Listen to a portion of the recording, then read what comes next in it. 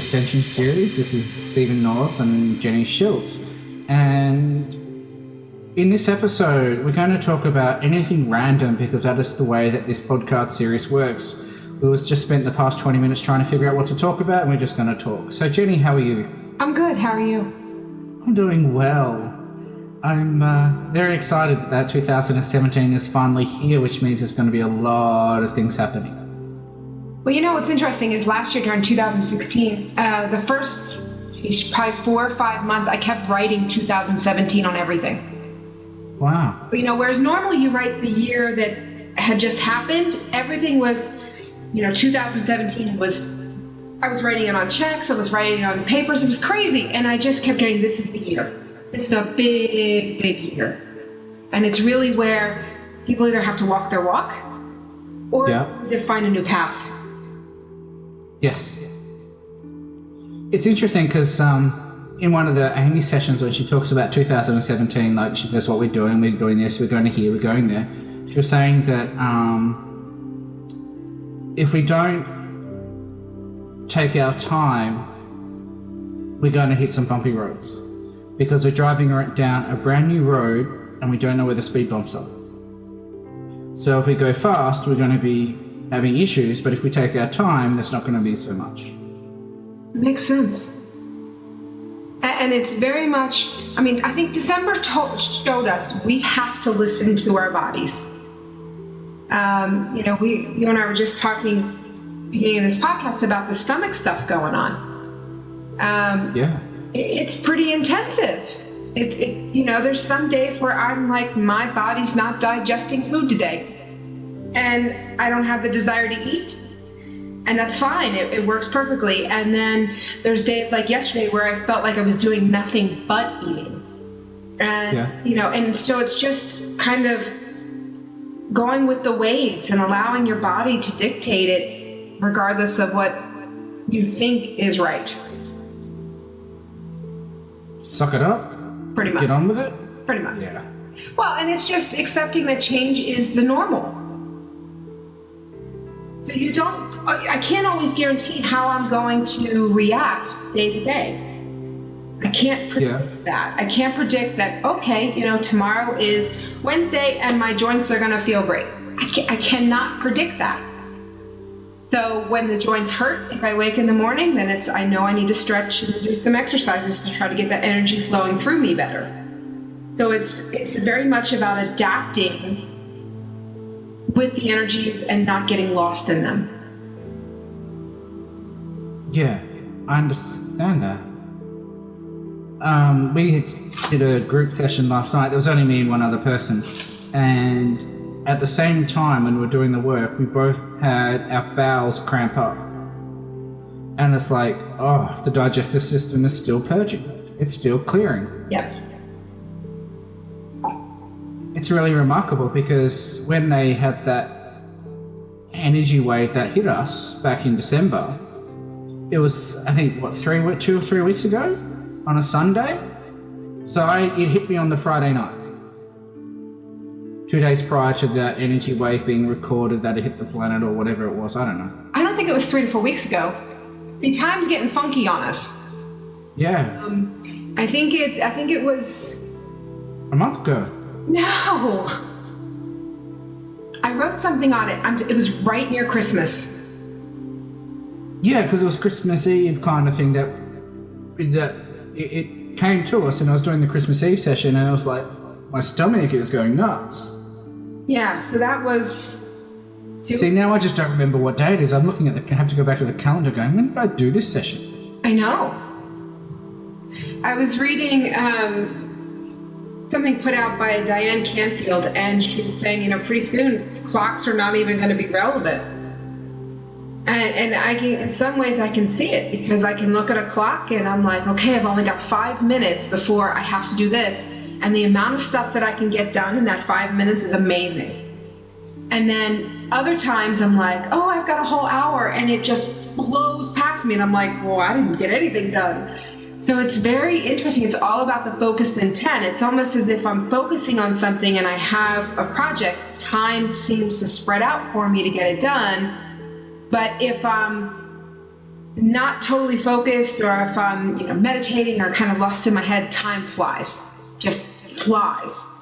I don't know. It's really interesting right now. And, I'm curious as to others experiencing that. I know one of the phenomena that a lot of people have had, and I don't know if you've had this, is the loss of words. That's normal. Oh my gosh, but it's normal, but this has been, for me, it's been quite extreme. It's almost to the point where I start a sentence and then I'm not completing the sentence, driving my husband nuts. And I just look at him, I'm like, well, you need to learn how to telepath, because if you knew how to telepath, you would have gotten what I was saying. If you had ESP, it'd be all okay. Yeah, it'd be all fine, get with the You should know what I'm thinking. You know who I think I am? But it's like, my husband's like, I'm trying to follow the bouncing ball, and he goes, and you drop it. And that's essentially it. And in my mind, I've already completed the sentence. But that's me normally. Oh, that's not me normally. For me, it's a normal thing. It's like, I've said the sentence, and then when the words come out, it's either tumbleweeds, or it's just silence, or it's like, oh, whatever, I don't need to say this anymore, I've already said it to you. Because I've had the entire conversation in my head prior to talking to you. Right. And then it's kind of like, why bother? I've already been there, done that. Yeah. Story of my life. And then it's like, but we didn't have that conversation. I'm like, yeah, we did. Oh, wait. Well, and I'm finding, I'll get an email, and I'm finding I'm responding in my head and not physically on the email. So I'm having to go back and double check that I'm responding. You're only having this now? Yeah. This is me in government back in 2003, 2002. Like, that's normal. It's like, I sent you an email, but I responded to you. Oh, wait. No, I didn't. I just had that conversation in my head. It's just so normal for me that this is like that. But I'm one of those people, like in my former life, I was the executive assistant. Then I turned into a health educator and ran my own programs. So it's like you were on the ball. You were extremely organized. Everything was in line. That's my personality. Ah. Whereas that's not your typical personality. You're kind of all over the place, and you always have been. But that's why my job was so great, because I did so many different things, and if it wasn't so many different things and couldn't keep on the ball with everything, I couldn't keep on the ball with anything. It was really weird. It's like, give me a mundane ritual and I won't be able to keep up with it. Give me 90 things to do and I can keep my eye on the ball on all of them at the same time. I know where everything is. Mm-hmm. And you may say that's ADHD, but that's just the way I work. I think it's classified as ADHD in circles where you don't find how it works for you. So yeah. If somebody wants to slug you into a position where the benefits of ADHD isn't seen, that's when you're going to have issues. Whereas, I look at some of these kids with ADHD and I'm watching how they think, and I'm like, wow. I mean, they're like these micro fast computers. And what happens is, like with school, it's just too slow for them. So they just get lost in their own world. My own little one will tell me, she's like, why do we have to do this? And I'm like, well, you got to show your work. You have to do it this way in order to get credit, kind of towing the party line. But she's like, Mom, she said, I do my work, I get it done, and then I go to the unicorns.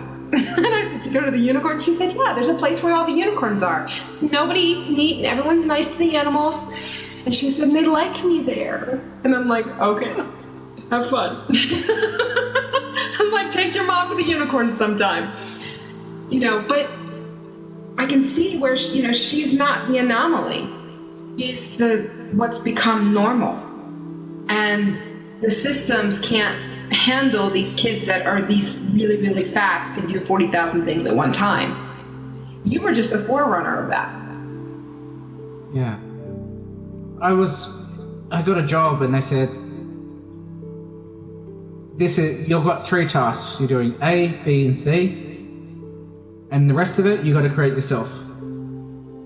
So I got the opportunity to create my own job in the way I want to do it, in the way I saw best. But doesn't that make sense? It was so good. I had so much fun. I made myself so much easy work. Like, it was just cool. Like, I got to do anything I wanted. It was so much fun. Mm-hmm. I really loved the job until we had a government restructure, and then I ended up with a manager that just Couldn't value you for you. accused me of fraud. So when this topic I actually spoke about on last night with the client, and they're saying that, during this period of time, this manager accused me of fraud and he couldn't prove it. And when I said, right, prove it, when he couldn't, I took him to internal audit to say, look, this is the issue, this is what's going on, I'm being accused of fraud, this is the bigger issue. And so I ended up getting the Director General involved. And it's interesting because I had a very similar experience today, which is when people were talking about a specific topic and they're just making blanket statements again. And when you say, show your workings, how did you come to that conclusion? It's just a blanket statement. And I guess this is also relevant to what your daughter is saying. It's like, show your workings, because it's just, there's the answer. Yeah. But, and what I'm seeing in both aspects is that the person who's receiving the information is getting confused. Because how did you get there? How did you come to this conclusion? How, like you're writing an essay on a specific topic, how did you get to your conclusion? What are the results? So it's very interesting to see that there is confusion, and it makes sense. Mm-hmm. And now I've just lost my train of thought. So your turn. Well, I think there's two separate things that you're talking about there. You're talking about the ones that, there's this. You don't necessarily need A, B, C, D to get to E. Because their minds immediately go to E, and they're right and they're accurate. And that's what we're seeing with the little ones, and that's more so with these little ones that have come in, and that's why the school system can't handle it. They just can't really keep up with them, and so it's very much the parents' job to keep them engaged outside of school. If homeschooling and things like that are not an option, or if you can't find the right kind of program, which unfortunately around here, I haven't been able to find one that doesn't do that standardized testing type of thing. But then on the other hand, what you're talking about is the people who have these beliefs, and then they can't back them up because they're not really theirs. So the beliefs didn't come to them naturally. It didn't come to them through trial and error, through personal experience. It didn't come to them that way. So then when you say to them, well, wait a minute, how did you get here? How did you get to this belief? They can't back it up because truthfully, it wasn't theirs to begin with. It was one that they adopted along the way, but didn't research to make sure that it really fit. So that's a huge difference. Did I mention anything about how when I was diagnosed with ADD, ADHD during my 20s and everything, doing all the research into the brain and the education system and all that sort of stuff, I came across a document about how the US schools are their funding is based on grades. Mm-hmm. And what this guy was talking about, and I'm sure I've got it somewhere because I remember I did throw out all my research some time ago to start all over again. But what I found is that, what this person was saying is that because of the schooling system is based on grades, that the increase in diagnosis of ADD, ADHD has also increased because they needed their students to get good grades in order to receive more funding for the school. So if you had, I think it was called the disadvantaged student, and the student itself was the way it works is learned by experience, learned by doing, hands-on approach rather than reading a book. So for me, I love doing by hands-on program. If I'm going to program, give me something to do and let me try and figure it out because I've got the mental capacity of doing it. Otherwise, you're sitting in your classroom and I'm off with the unicorns. And then really talked about that there is an actual issue with the schooling system. Absolutely. Because we have the people that learn by looking at the books and reading what other people have written, and then we have the ones that really don't care about the books and want to go and experience it firsthand because they want to come up to they want to discover it for themselves. They're the explorers. They're the ones that are going to take the risk to say, let's go jump off a cliff and see where it lands. Right. But the ones in the book will look at a book and go, okay, this cliff ends here, so we want to do this, this, and this. And I see that in this world that we have a perfect place for both systems. But trying to force one system into another to conform is causing issues. And I was so bored at school that I think in year 11 high school I didn't turn up for the first half. Still graduated. So that's why I think that the schooling system is changing. It needs to change, it needs to be addressed because the academic systems aren't really working anymore, especially now that, as her name's popping up again, as Rebecca Dawson has said in the conversation, that we actually put a higher value on scarcity of information. What do you mean by that? So you have to spend thousands and thousands and thousands of dollars to get a PhD to access information at that level. Mm-hmm. So it's really interesting that we have to spend so much money to be recognized of bringing that information forward. Right. But you know what's interesting? I find that that's changing. And just even talking to various employers, they're getting to the point where they'd rather have somebody with the experience than somebody with a piece of paper. Now, our education system is still pushing that piece of paper. They want, and it's all financial based. And when you kind of get into the whole student loan debacle, you understand why everything's being pushed that way. And it's not for the benefit of the student because, I look at my adult children and realizing where not only did school fail them, but I as a parent failed them. When I went to school, I had home ec. I learned how to sew, not well in any way, shape, or form, but I can sew a rip. I can sew on a button. I learned how to do a checkbook. I learned how to cook basic meals, and the high school taught me this. It was part of my training. They don't have that. And I mean, we've had schooling in Maryland and we had schooling here in Colorado, and neither one of my girls got that type of education. So now that they're on their own, it's like, Mom, I don't know how to sew a button, or Mom, can you sew this for me? And I absolutely refuse. I'm like, no, I will show you how to sew it yourself, because I'm not going to be here to sew a button on for you for the rest of your life. But it really shows me where it's lacking. On actual skills, we have moved away from true skills, life skills, to this academic stuff that I don't even know why it's necessary for everyone to go through. And you're right. In my first year of high school, we had sewing. I made a pillow slipper. And then and then we had cooking, which I didn't really do successfully well at. My pancakes didn't turn out so like pancakes, but I can make a mean waffle now. Right. But we had that stuff then too. Yeah.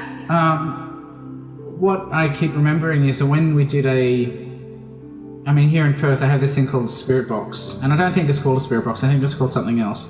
And it's a series of light colours that are projected on a screen. And when the first time I had it triggered something within me. It was really remarkable to have that experience.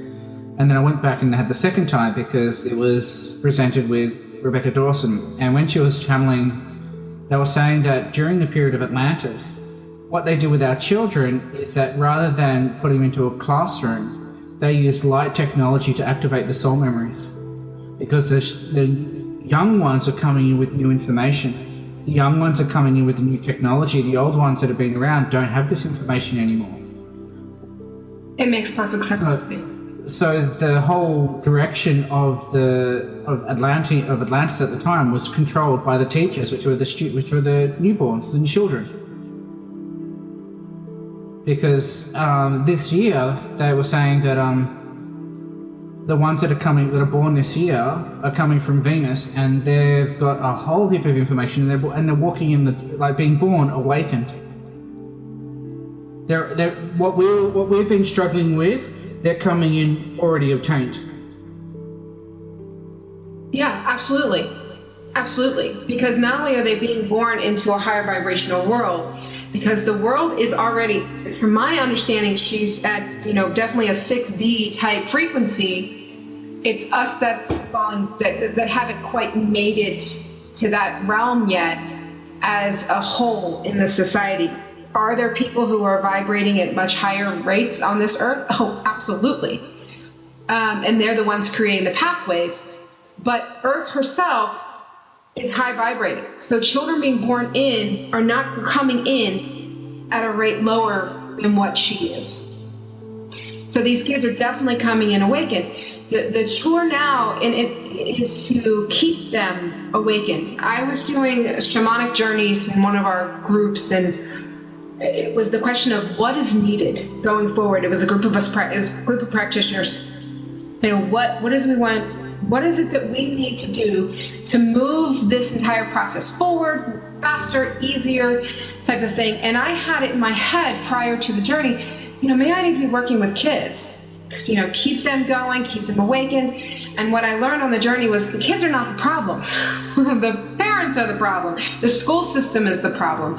The nutrition is the problem. The vaccines. And I'm not an anti-vaxxer. I tend to want my kids to get my schedule of vaccines and not this insane one.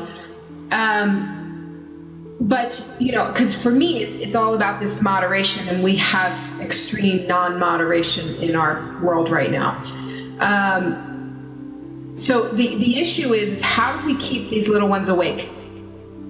How do, working parents who are trying to make ends meet, maybe they can't homeschool, or maybe in my case, my daughter and I are like oil and water when it comes to me teaching her something.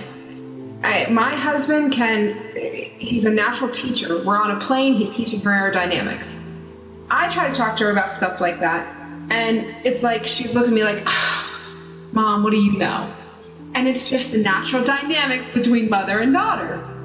So for me to homeschool, it would be a battle, and learning should never be a battle. So it's not something for me that is feasible. And I'm not the only parent out there that's in that situation where you're kind of going, the school system's not hitting it, but I know that I'm not going to be successful at this either. So it's a question of how do we work within systems so that we can survive and yet keep these kids doing what they need to do, keeping them attached and grounded. And it very well may be, I've noticed, particularly Colorado is a very interesting state. They tend to vibrate pretty high and very free thinkers, a lot of free thinkers around here, and I absolutely love it. And I've noticed where there are groups where parents are banding together to homeschool. So you have one parent who's saying, yeah, I have the skills, I can do this, and she might take on other people's children for a fee. And so there's ways that I think that we're going to find to move through this system to get the children educated and yet keep them grounded. But the important part is the parents have to be aware. And I'm not sure that so many are right now.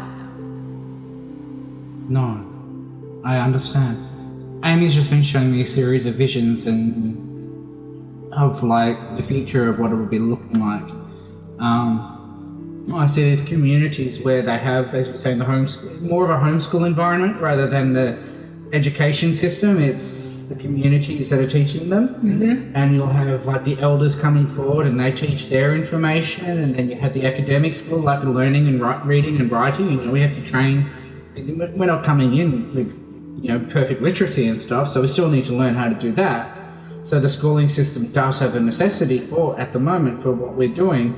But what I'm seeing is that it's like the old Sunday schools are coming back in. Yes. But rather than have the religious teachings that this is what the Bible says, this is what the elders and what the ancestors and the channeling information of what the channeled information, and try how to embrace this as normal, so that the parents of these children that don't understand how they operate can also learn how to work with them and encourage that normality rather than thinking it was crazy compared to what we went through as children. Right. Yeah, absolutely. Because, the adage of, well, I had to sit through school, I had to suffer through school too. I remember at the age of my daughter getting 2 to 3 recesses a day. She gets 10 minutes twice a day. That's not enough. And then they want them to come back in and sit and be still and be quiet, and it's not working. So we know the system is failing, but it's a question of, because we're in this transition phase, how do we manage a failing system, meet the requirements that are needed for our children, and still survive in this world? Because it's I've seen some of the comments of people saying, well, you should be homeschooling. If you know the system isn't working, you should be homeschooling. It's not ideal for everybody. So to put that... Do you know how they... Go ahead.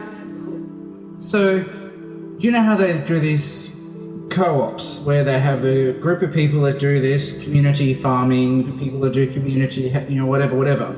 So, like in the middle of the street, you've got all these people that are doing this gardening. It's like, well, can they not have, I think you mentioned it just before, like the parents coming together and creating their own schooling system.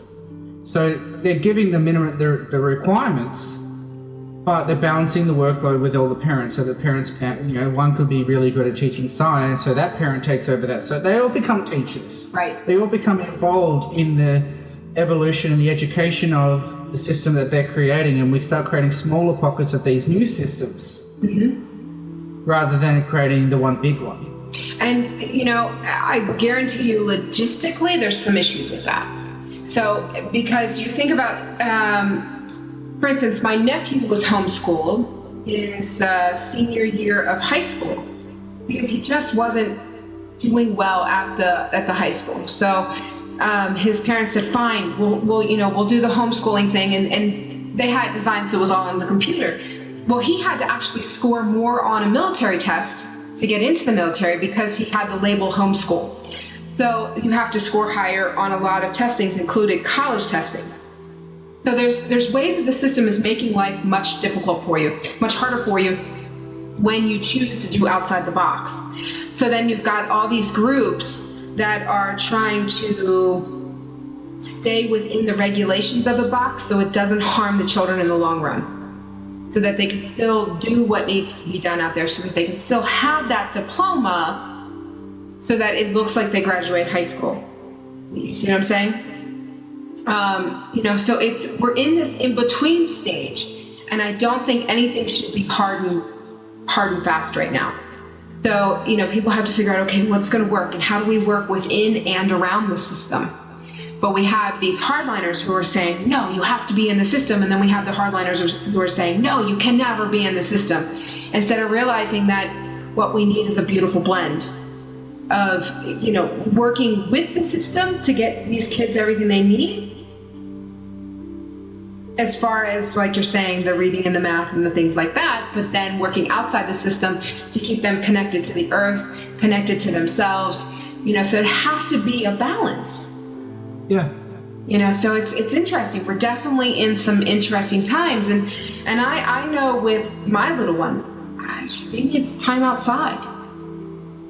It's like when we go hiking, she's connecting all the time with the nature.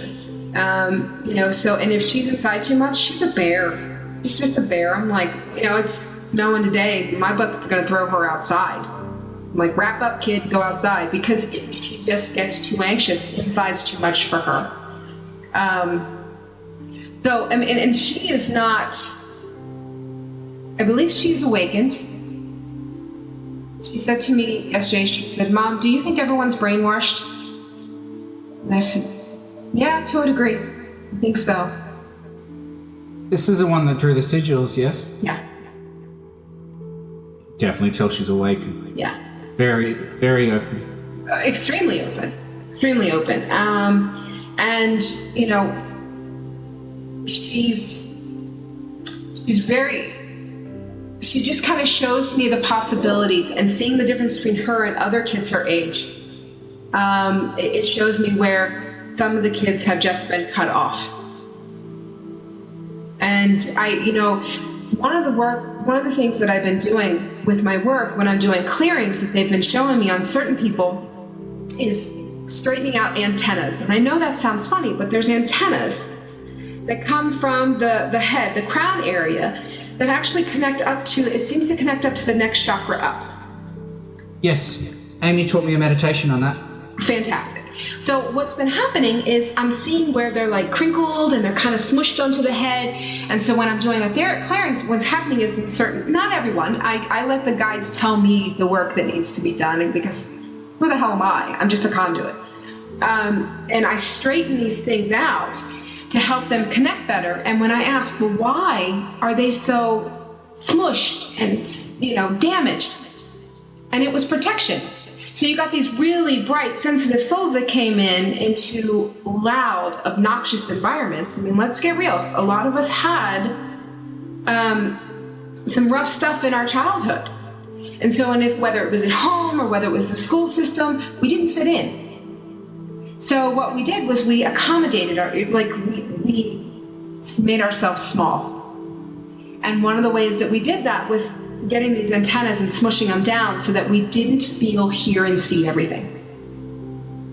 And it protected us. But what I'm finding is some of these kids are coming in and these antennas are wide open. And when the parent is awakening or awakened, they're staying that way.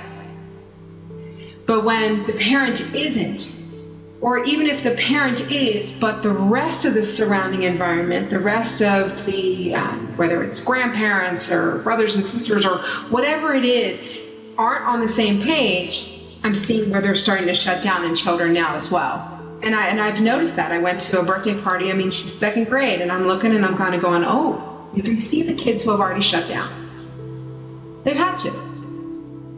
And some kids are so sensitive that there may not be a whole lot going on at the home, and they shut down anyway because they just can't take it. But the good news is it can be reconnected once the child is ready to be the master of their own world. Yep. And that's the big key with the antennas. So if I have a client who is not ready to master their world and to limit their input and be in control of the world and say, you know what, I can't handle this drama in my house, in my life, you need to go. Until you straighten your crap out, go. The antennas are not being reconnected. And it's not as punishment, it's protection. Because if you had to feel and hear everything, it's too much. And part of the awakening process where people start feeling everything and just everything is going nuts and they're just feeling like, not that they're under attack, because that's such a negative term, but in some ways that's how it feels like the energy's so much, it's constantly surrounding them, there's no room to breathe. Sometimes that's the antennas going, okay, can we reconnect? And then as they begin to reconnect, you start processing everything more. So I'm just getting excited. I see that. I was like, okay, can we get to this meditation, like this quick, how to raise your antenna to get different levels of awareness up? That's what Amy told me. And I'm like, oh, I so want to teach that right now. Teach it. Okay, so on the topic of antennas, Amy was saying that how we can raise our antennas to gain another level of insight, to gain another level of awareness. And it's pretty much going from one chakra to the next chakra, which is like just a few feet. And she says it's so basic. And it's pretty much what we need to do is we just ground, shield, and I'm going to say the word ascend, but it's more ground, shield ourselves, and then raise our antennas up to the next extra few feet. So when Amy taught this to us through Joy, Joy asked about, what about people that are sensitive to energies? And Amy said that by doing this, when we shield ourselves, our energy fields get stronger and stronger and stronger to the point that we aren't impacted anymore. She says, but because there's something like a large number of chakras that go up, up, up, and up, and up, and up. Hundreds. We want to. Yes, I was going to say something like 352 or something like ridiculous, but we only want to go up an extra feet. We don't want to send our antennas to the other side to heaven. No. We want to send it just up, so that when we get into a bit of a turmoil or whatever, and we don't have that level of awareness, we can just ground shield ourselves and send us up, and then look down at the problem rather than looking at the problem. So like you get a higher perspective, and at that time you also get to communicate with your spirit guide even more. So I was like, shall we do this now and just get her to talk? And I mean, it's pretty straightforward. So I mean, that's why I'm getting excited. Go for it. So let's do it together. So essentially, just ground yourself. Let's do this.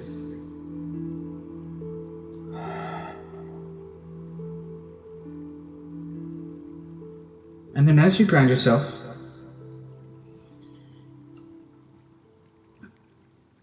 shield yourself. See a white burst of energy just going out and strengthening your auric field. Now, are you bringing this light down from source? Or are you bringing it from the core of your essence? From your heart. Okay. So you're from the core of your essence, you just expand this energy out.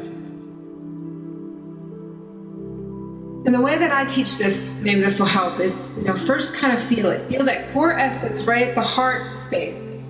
Feel it, let it invigorate your entire body. And once you have that, bump it out to the aura. And then once you have it in the aura, and this is more of the tighter aura, and then you bump it out again to the larger auric field. And then you bump it again. And you keep expanding bigger and bigger until you cannot expand anymore. Sounds perfect. See, I've just gone straight to E. Yeah. And I'm an A, B, C, D kind of person. But when you're used to holding that essence, you kind of need to play with it, and then you can bump it again. But eventually, you get to E. You open up the essence and you just bam, you're at E, and that's perfect. Yeah, for me it's shield, done. Right. And then it's like ground, done. And then when someone taught me how to ground, like send the energy down into the earth, and then breathe in and bring the energy up and bring it down and start pulsing with the earth. Mm-hmm. Rather than just sending your feet down, just like back and forth, back and forth, back and forth. So then I get my hands involved, and she said, what I need you to do is send your roots 52 stories down. She specifically said a number when they taught me how to do this. It's like one of the very first time, like my earth star chakra was closed off, but it was done for a reason. And now it's open. Now it's like pulse with the earth, pulse with the earth, pulse with the earth. And move with the energy of the earth rather than the moon or anything else. It's just move with the earth. It makes sense. Yeah. Because they're saying that being connected to the earth in this way is the key to doing whatever you need to achieve. Well, it's because the entire thing is, it's like there's that part that has all along wanted us to reach up and connect and connect and connect. But they want you to connect and bring it down. And the only way to bring it down is to anchor it into the earth. And you can't anchor anything into the earth unless you're fully grounded. Which is being unison with the earth. Exactly. So I love because the earth has a pulse. So if you can just tap into that and then you breathe and you kind of go with the pulse, that makes perfect sense. My only thing would be to make sure that people are in their bodies when they're grounding. You tend to be in your body a lot. Which is new. Was that new? Which is new for me. That's good. That's good. But a lot of us are like hovering up here, trying to operate this body from an above stance because we're kind of like gun shy, like, I don't really want to be in there. And it's creating havoc. So I tell my clients, I'm like, ground your soul into your body. Like literally say, I ground my soul into my body now from my head to my toes. And it sounds trite to use the word toes, but I've seen it where, the guys will say they're in, but they're in at their knees. So I'm telling people, like, get into that toe. Feel your freaking toenail. Bring your consciousness there. And then from there, you can then ground into the earth. But if you're up here and you're trying to ground into the earth, guess what? It didn't work. Yeah. And when you're not in your body, it hurts more. I was going to say, go stub your toe on a table and see what happens. Right? I mean, it hurts more. Well, think about it this way. So, depth perception. If you're above the body, your depth perception is crap. You're always reacting from a pace or two behind, and this is how you run into a doorway with your shoulder. Or I always like the one where you're drinking and it spills down your front. You're like, I have a hole in my lip. Well, yeah, but you're also not in your body. So things are not lining up the way that you want to where, and it's so funny, for years, the kids used to tease me because you could throw anything at me and I would miss it. Didn't matter how big it was, I would always miss it. And I would just be like, look, I have the reflexes of a dead cat, leave me alone. But the more that I've learned to be in the body, like, one of my kids the other day, winged a pair of car keys at me, and I just reached out and caught it, and they were like, Mom! And I'm like, I know, I'm badass. Because it's such a huge change for me. Yeah. I finally learned to be in the body. Because it's interesting, and you'll find sports people, they're in their body when they're playing sports. Oh yeah, my hand-eye coordination was remarkable. Yeah. I would be windsurfing, skiing, playing state level softball and all sorts of stuff, all in 1 week. Yeah. All the time, playing sport, always, always, always. My hand-eye coordination was just phenomenal. Well, and you have to be embodied for that. And, I remember I was training with the Special Olympics. It was the kayaking, the Special Olympics. And so I was working with the head of it, because he was helping me to heal from a back injury through kayaking. So he would train me on his machines.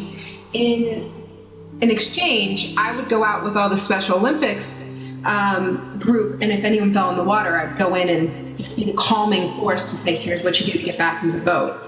But he was telling me, and he had actually been in the actual Olympics in the 70s, and he was saying to me, he goes, it's meditation. He said he had somebody went out with him, attached electrodes and everything else while he was doing, he was actually rowing at the time, not kayaking.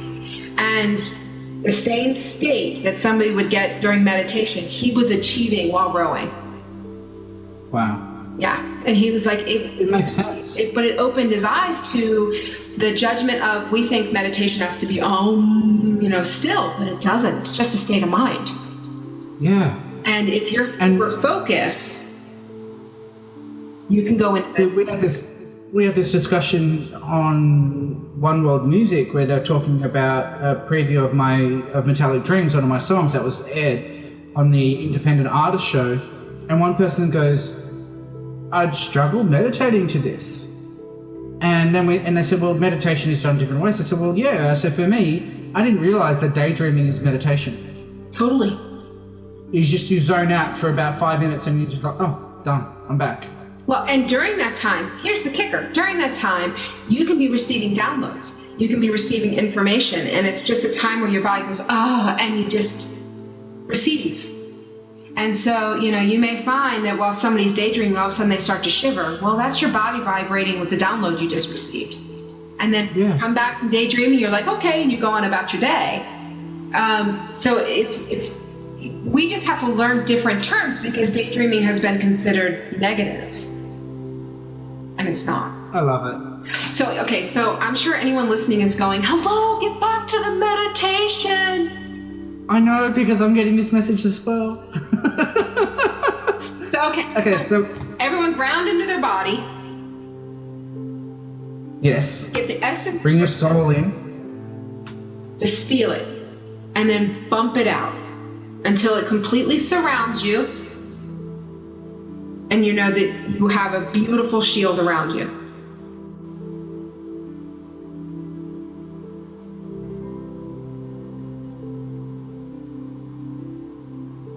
And the next step? It's on you. So the next step is to visualize your antenna. Or antennas. There's more than one. And all you need to do is you see them beginning to rise. Antennas from your head, yes. And then you see them rise only by an extra feet. So go from, say, one circle, and then just seeing it go up to another circle. And feel it.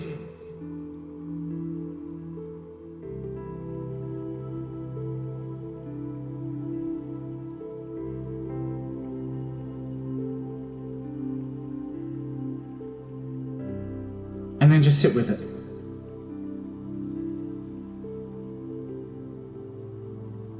And the more you do this, the more your energy field strengthens, and the more access to the higher levels of information we can receive.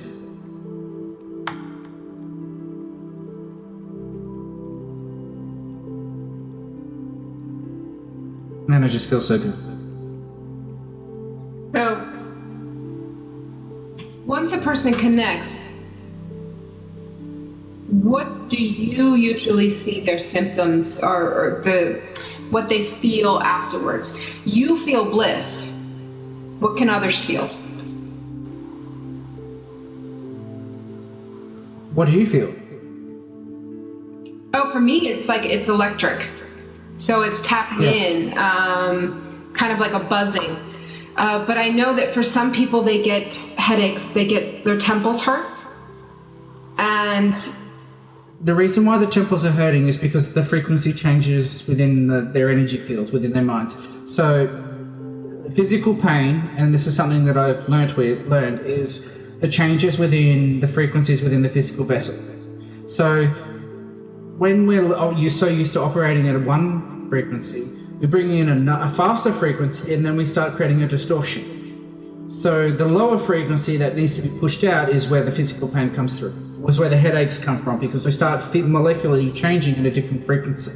So we have to get rid of one. So that's where we start purging, that's where we start cleansing, that's where we start feeling body aches, because this was taught from Serapis Bey and Lady Nada, and that these physical symptoms that we were experiencing, such as pain in the temples, is really just energy leaving our system as a high frequency enters our bodies.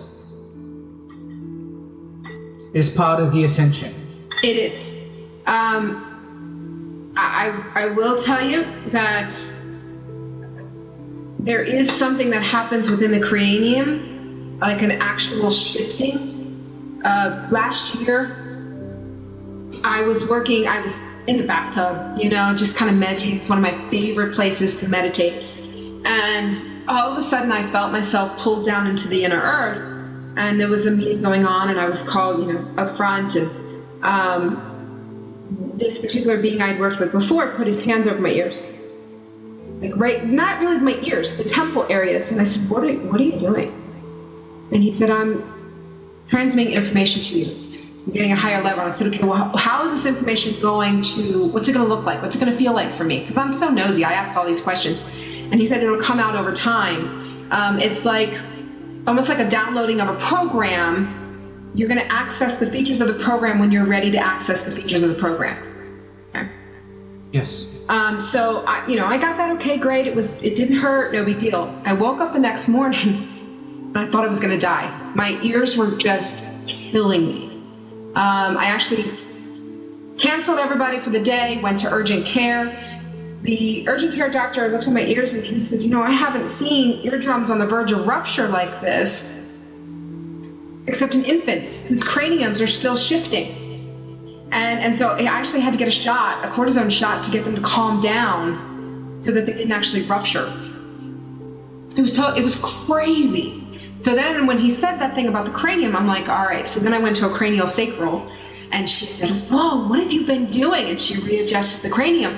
And I told her, and she said, that makes sense. She said, you had a huge download of information. And she's my particular person is very energy sensitive. And she said, so what's happened is with this information, she said, the cranium itself has shifted, but it cut off the eustachian tubes. So it is interesting to me, because we have the pain in the body that's from frequency distortion, and the old frequency leaves, the new frequency comes in, and we upgrade. There is that body pain, and a lot of times that can, I find that in people, not only can it do the stomach, but it can also do the chest stuff. So we're coughing and, just getting it up. But there's also this body pain to where the physical body is literally changing. So it's really interesting to me. I get my cranium worked on twice a week now. Wow. And, because I have to. And so many times it's like, what have you been doing? I don't know. It's just part of what I'm particularly going through as I'm reaching out to these higher and higher realms. So for me, intense temple pain is a sign that stuff is shifting.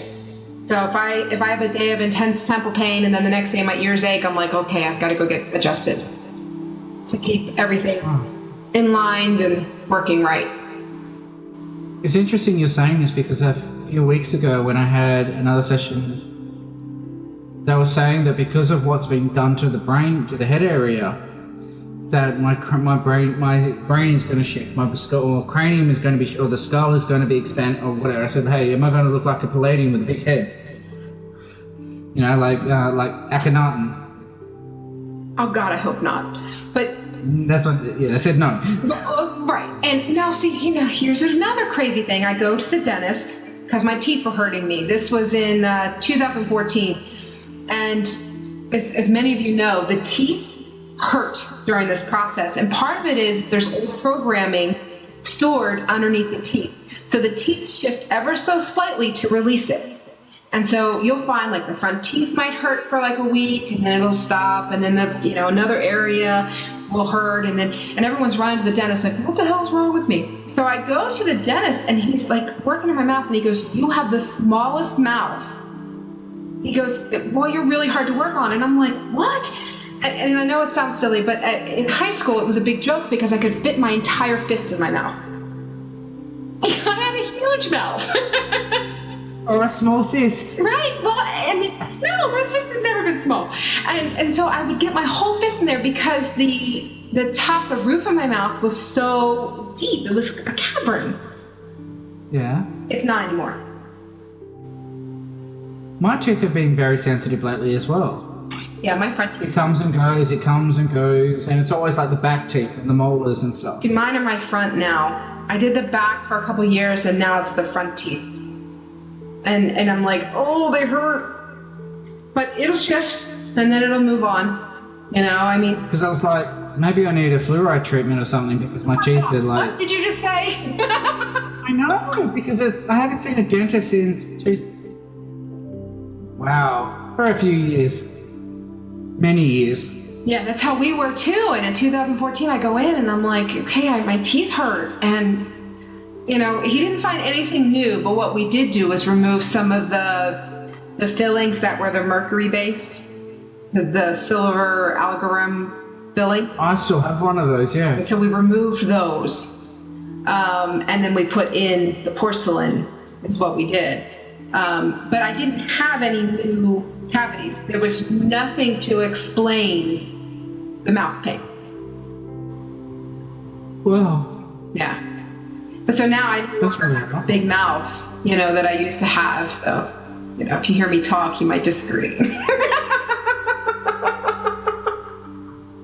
I wonder if some of the shifting isn't happening in that area between the sinuses, and that's part of the reason that we get all this sinus pressure behind the eyes, and just all in this area here. If that's all shifting to allow for greater growth, that could explain some of the pain. Yes, because my sinuses are always playing up. Mm-hmm. Like, it'd always be in the forehead. Like, I used to get really bad sinus headaches, and I still have mucus just being produced all the time, and I have no idea why. Yeah. Yeah, and I went to an allergist for it and was like, okay, what is it? Had all sorts of stuff done. I had the homeopathic allergy test done to where they like literally test so many different things that a normal MD doctor wouldn't test. And the only thing they came up with was tapioca. What's that? Tapioca is a type of flour that's found in gluten-free stuff. Oh, so you can't go gluten-free? Well, I can go gluten-free. I just can't eat the fake stuff. The stuff. Ah, the fake. So if I can do like coconut flour or that, so it makes it a little bit harder. But that was the only thing. And even then, he said that it wasn't that huge of an allergy. I mean, I expected it to be like green peppers and tomatoes and this and that by all this mucus production. My allergies are to mold. Oh yeah. And he goes, you can't get desensitized to that, but I would strongly recommend that you don't eat it. Oh, so like blue cheese and things like that you can't do? No, that's fine. Just mold, you know, when your food goes moldy. Oh. Like that. Huh. You want to think, yeah, he says, but I don't eat blue cheese at all. I'm just not keen on the taste or whatever, but mold, and he goes, and you can't get desensitized to that. That was the worst one. And then the other one was just like dust mites, but not good enough to even bother being desensitized to it. Wow. And that's it. Well, you know what? Here's what I'm finding funny. I let my little one eat whatever she wants. I don't force foods on her. She used to eat cheese. She no longer eats cheese. She used to love tomatoes. I used to pack like little grape tomatoes in her lunch. She won't touch tomatoes anymore. She refuses to eat peanuts. So she'll eat almonds, but there's certain foods where she's like, Mom, I'm not eating that anymore. Okay. Because I'm letting her dictate what she eats based on her body. And I mean, I don't let her just go run around and eat candy all day. I mean, like when she all of a sudden decides that tomatoes are not for her, who am I to force that? Maybe, you know, she's listening to her body when you and I probably were told, shut up and eat your tomatoes. Yes. So that's her, you know. But then I was over at a friend's house for New Year's, and there's a little 18-month-old running around. He will not eat eggs unless they are farm fresh, meaning non-caged, like the chickens that run around and eat the bugs and give you those really beautiful orange yolks. He'll eat those eggs. He won't eat any others. He will eat organic cheese, won't eat any other. He will not drink milk. He likes rice milk. He's 18 months old. And he is very distinct in what he will and will not eat. And it's very interesting. Like, he won't eat junk. He won't eat it. I need him to write me a diet. Right? That is, the diet would be for him and not for you. Our task is to get back in touch with our bodies so that we listen to what this vehicle needs. So I'm going to share an experience that I had on last night. So I started exploring this, working with understanding the body and working with Amy to what I need to eat and what I don't need to eat. So usually I'd go to a supermarket and they have these roast meals and everything else like this. And it's very cheap. It's something like, what's the equivalent of US dollars? Something about $10 US. You can have this roast pork dinner with vegetables and roast really fresh. Comes with crackling if you're lucky. And that's what I'd usually get because it's cheap, it's a great meal, and there's no bread or anything. But I was staring at it and I'm going, should I eat this? And all I feel is this nudge to move over to the salad section. So then I ended up with this nut salad and with broccoli, and then got broccoli and with a bit of halloumi or whatever it's called, I don't remember. So I ended up with this salad. My usual routine when I'm doing these is to grab a bottle of Pepsi or Coke, Coke Zero and everything, which has got the crap stuff instead of the sugar and whatever it is. So, and then Amy's like, no, don't, move there, go down this aisle. And I'm like, okay. So then I start looking at water and juices, and she's like, no. So I started feeling that pull to go to something else, and ended up getting kale juice. Because my body needs the greens. Mm-hmm. So I ended up with salad, green salad, and green juice. Right. And I'm like, now this is very interesting. So, because what I'm seeing is that I need to move away from my ordinary diet, because like tonight, for the very first time, I cooked in 2 years. Wow. Because I know I haven't, after my separation, cooking was just too expensive. You'd buy all this food to start on a Saturday. By Wednesday, it's gone moldy and shit and ugly, and you just don't really want to eat it. So you just waste all this money. I realised that you have to go to the shop almost every 2 days to continuously pay for fresh. But then you go to Coles, and it's always got the preservatives running in the air conditioning system. So it's like, well, this isn't really healthy. So I stopped cooking, and then, because I'm always working in the evenings, I was always out buying that stuff. But now it's like tonight, I just grabbed all these vegetables and did up a stir fry and threw bacon in, and then just grabbed teriyaki sauce and ended up having teriyaki bacon with vegetables, and I loved it. Yeah. Too much sauce though. I couldn't find the oyster sauce because I wanted the oyster sauce because I wanted that salty taste. Because it really complemented the bacon.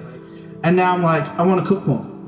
Well, and you know what's funny is I'm finding myself cooking more too. And I went through, I used to live on a farm. I used to can food, and I cooked everything from scratch, and I loved it. And then as part of my awakening, I was like, forget this crap. I don't want to do it anymore. But it's been interesting. I actually went grocery shopping yesterday and bought all these fresh vegetables and fruits and was like, okay. And I kind of just planned out the week, and my husband's going, what? Like, are you back? And I'm like, no, my body really, really needs this. Like right now, I'm craving spinach with hard-boiled eggs over like an olive oil with lemon dressing. That's what I'm craving at this exact moment. Black cracked pepper. Oh yeah. and rock salt. Oh my gosh. I'm just gonna go by what my body wants, and we were talking about this earlier before we connected, but I had read where people are saying that part of the digestive thing going on is that we're moving to living off prana. Is it possible? Absolutely. In one of the sessions that Rebecca Dawson has done, and I know that they've mentioned this twice, is that there are people that live off just light. And they said, you can do it, but we strongly recommend that you don't, because it's not healthy. Right. Until these vehicles are completely crystalline, you are still carbon-based. You still need fuel. And I think, I saw a post where like, okay, everyone's going into 5D, so we're all going to go to the prana light, and that's what we're going to survive on. So then it becomes an ego thing of like, well, does that mean I have to try not to eat because I want to go into 5D? No, don't do that. You will get sick. But cake. But cake.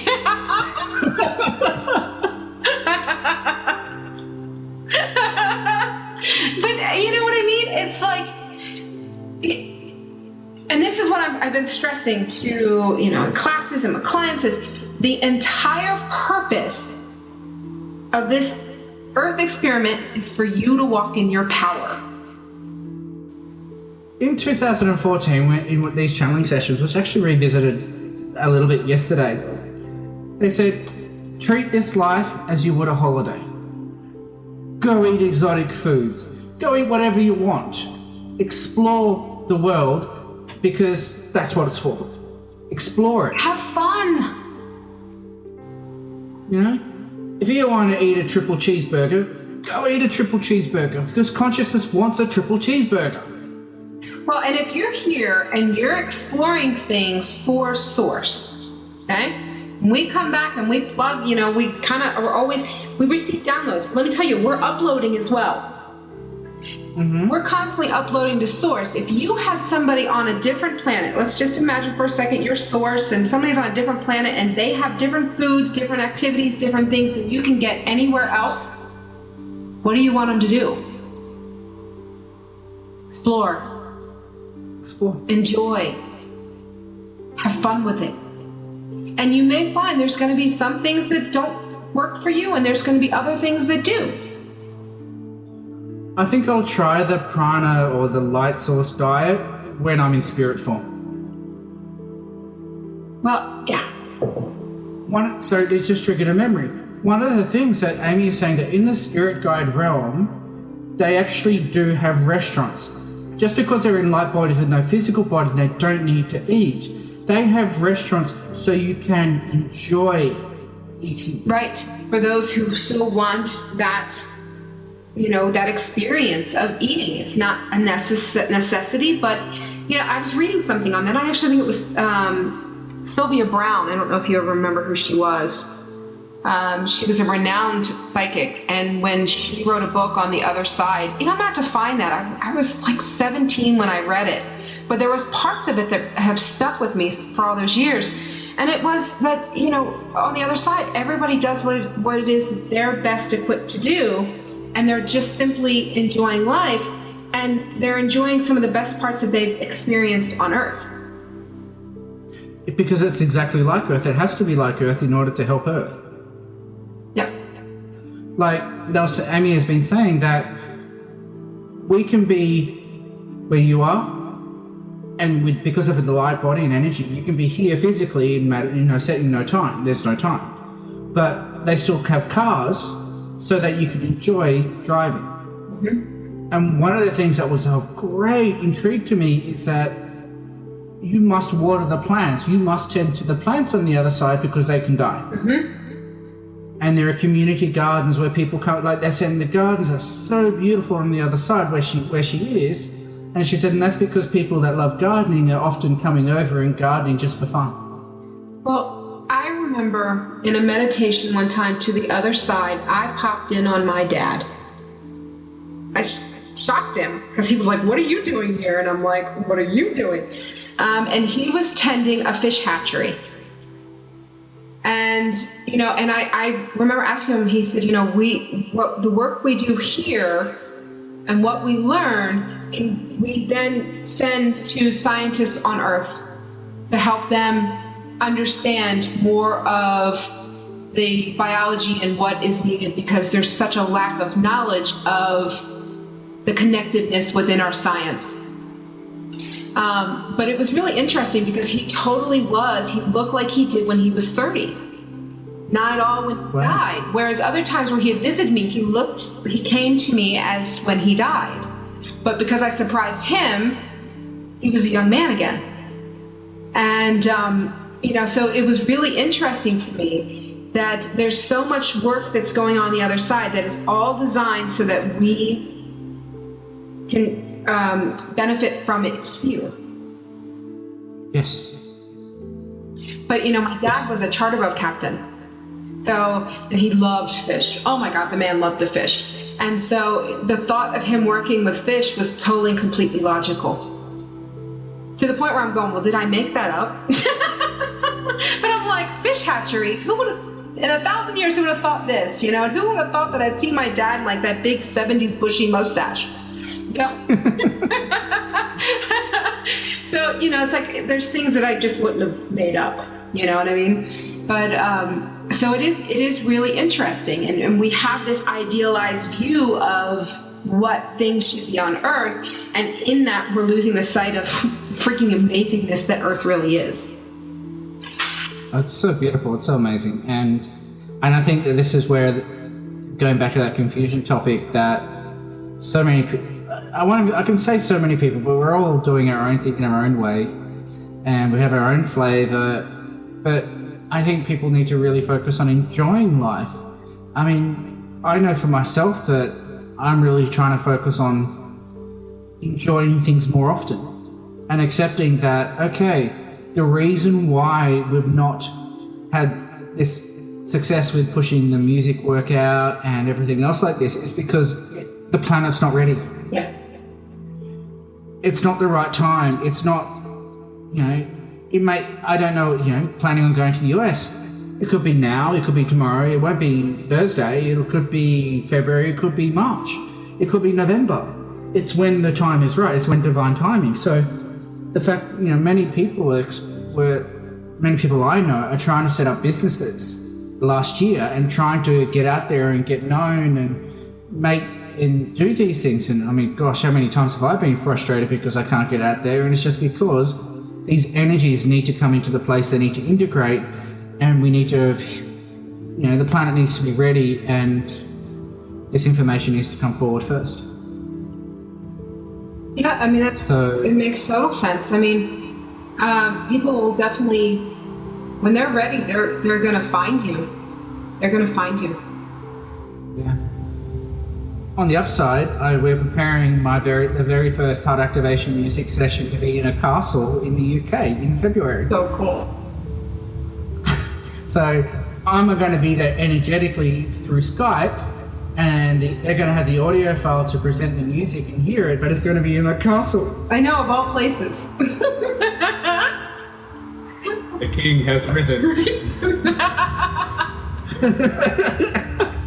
So I'm just going to have to jump in, do a clearing, and we're going to experiment with the session that we had on Christmas Eve. That's very cool. So yes. So I know I'm looking forward to the next session, given that time is starting to... 11:11 was the time of length of the recording just now. So I'm like, I really want to... There's so many different things I want to talk about, such as the confusion, the mind, but we just go with the flow. Yeah, and we were all over the place. But that's okay. Yeah. Because that's how it works. Yes. All right, so is there anything more that you'd like to finish off with? I think just kind of wrap up again to the energies that we're hitting now. These January energies are very much about connection. The access to the higher realms is higher than it's been. So many people are noticing new guides, new mentors coming in. And it's about opening yourself as much as you can and getting rid of some of the belief systems that we have that could be hindering the communication. So that's pretty much where we're at. A lot of people, dreams are off the hook for a lot of people. I dreamed last night that my husband was working a job where he was gone Monday through Friday, and then he would be home on the weekends, and he was making all this money, but I was miserable. And I'm almost wondering, like, is that a timeline dream to where I was seeing possibility? And I'm like, look, I would rather, not have a lot of money and have him by my side than have money and have anything I want and my mate's not there. So sometimes these things come in to help us solidify what is it that we want, what is it that we value, those type of things. So those type of dreams are definitely happening. Memories are surfacing. I just blogged about that. And know that you have the power to go into any memory. So if you have a memory of you, as a little kid, something happening to you, maybe there were some bullies picking on you, something like that, you can go into that memory, you can talk to that child that was you, and you can explain to them that, what happened wasn't okay, and don't take in any of those emotions, any of those feelings, it is okay. So we have the power to go back and forward in future, in time. New Year's Eve, I felt, because I'm the mascot for the professional baseball team here, I spent 6 hours in this suit in the middle of a 30-degree day. It was extremely hot.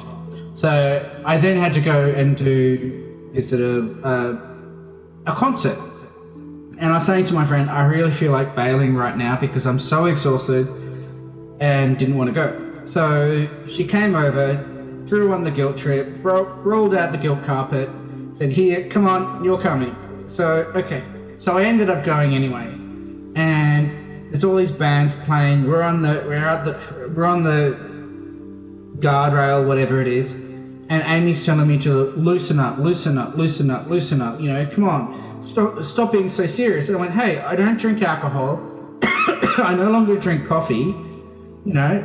What do I do? She says, go have a Red Bull.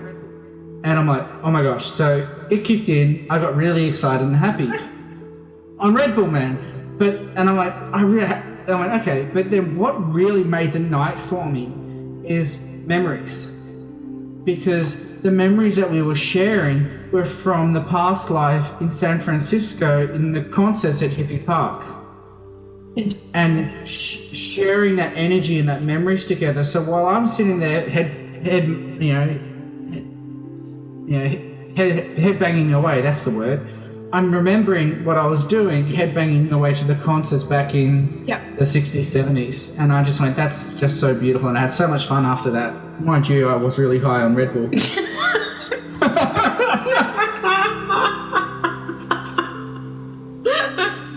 But that's just it. If you had stayed home, would you have then experienced it? And they're constantly, I mean, we do go through a hermit phase as part of the ascension, but then there's a phase of get out so you can increase, you increase your field of what you're bringing to you, and so thereby you speed up and increase your learning. Yes. And it's I love it so much. It was just such a great time. That's awesome. I love it. All right, so thank you so very much for joining in, and I will get this ready to launch online, and we will do this again next month. Yep, sounds good. Okay. This is the Ascension Series with Jenny Schiltz and Stephen North. Thank you again. All right, thank you. Okay. Ciao.